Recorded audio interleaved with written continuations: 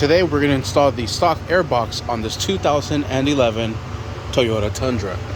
Alright, first thing we're going to do is grab this bottom piece, slip it right inside the hole there. Then this bolt will line up with this hole right there. And then we have a bolt that will line up with that hole right there as well. So let's go ahead and secure those down.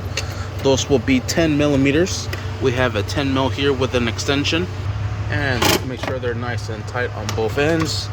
And then we'll go ahead and put in the air filter. We'll go in just like so. We'll grab the upper air box.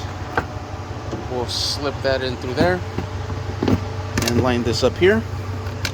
There is 4 clamps, 1, 2, 3, and 4 right there. Next, we'll run our mass airflow sensor, plug that in there, connect that there. That's just a little bracket that holds it into place.